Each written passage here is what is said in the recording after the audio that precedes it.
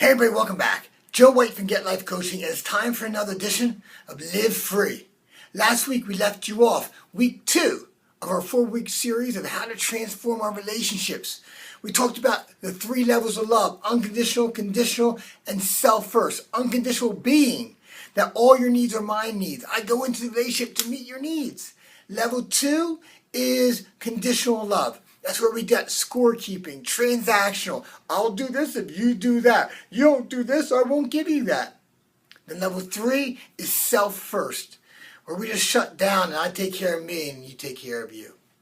To have a magical relationship, you gotta be committed to staying at level 1. It's not easy. It's challenging at times. But you cannot drift and we cannot stay at level 2, that conditional love. So I left you last week. The way we get back is to make all of your partners need your needs. And I said, the question I get is, what happens if I do and they don't respond?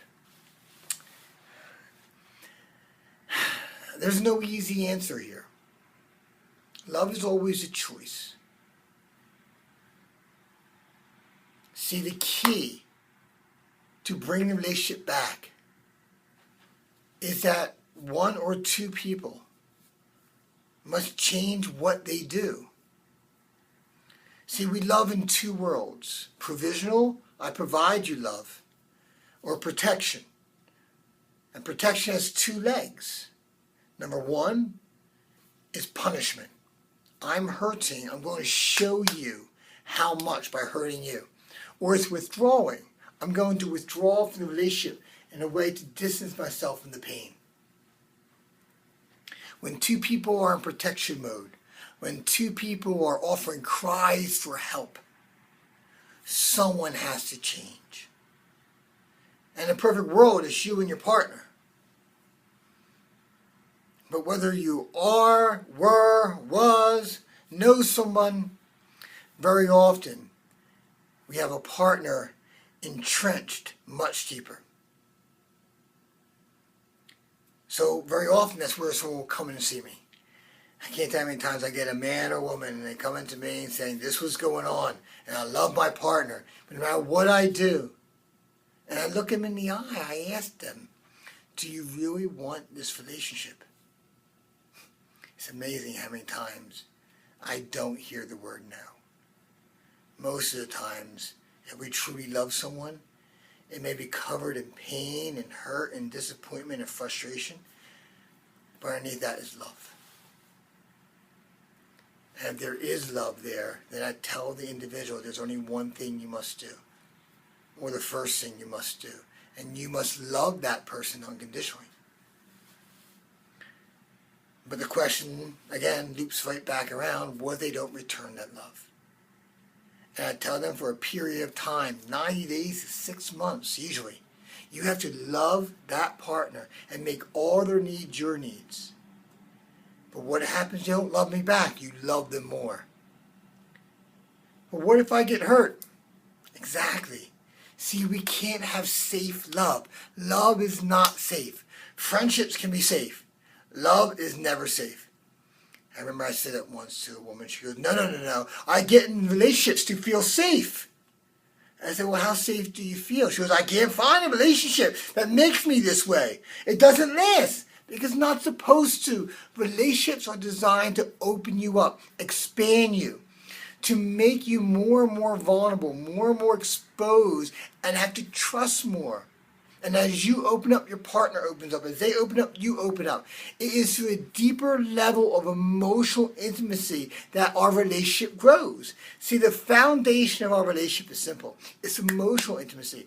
It's not physical. It's emotional. And emotional intimacy is being able to say anything to your partner without fear of them shutting down or punishing you. And vice versa. And then the understanding and knowledge of it. And there's different levels that I don't necessarily have to go into. But the further we get away from that, the more we try to hide, the more we just avoid, the more we shut down, the greater the emotional intimacy. So we must reopen that, reestablish it. And whoever's listening to it, you're first. It doesn't matter who's right or who's wrong or what someone did or what someone didn't do. If you want a better relationship and you're listening to this and you're still listening to this, then you know what? It's you. It's always you. And if your spouse is listening, it's them. So as if you're my client right now, here's my challenge. If your relationship is not where you want to be, you must make all their needs your needs. Yeah, I've done this in the past. It's probably one of the most challenging things I've ever done in my life. It ripped me open, felt more raw than any other time in my life. But it also caused me to grow. You must find a reason greater than yourself or greater than the relationship for why you're doing this. We talked about this last week. My suggestion, to show your true capacity of loving.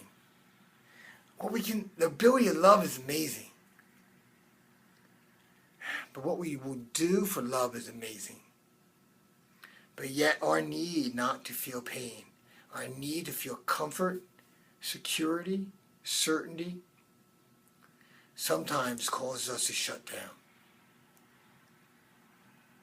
So this week's theme, very simple, is about taking action, committing to love your partner. Look, if you do this for 90 days, maybe 6 months, at that point, if that person doesn't open up, you have a decision to make. You can certainly try harder. You can do it longer. Maybe the person was no longer willing to open up. See, the ultimate truth here is it takes two people. No matter what you do or how you do it, you must have someone willing to play catch with you. If not, you're throwing the ball and you're fetching the ball. But you cannot decide whether the relationship is what you want or what you don't want from a present state of fear or pain. It filters, it clouds, it inhibits us from loving and making us decision what we don't want versus what we do want. I tell couples this all the time. When they come in, they sit down. Look, my goal is to keep couples together, and to this point, I've been very, very successful. My coaches have been very, very successful at it. But in the ultimate end, if the two people aren't a good team fit, if they don't have that sexual polarity, if they don't do it for each other, then they need to find someone who does.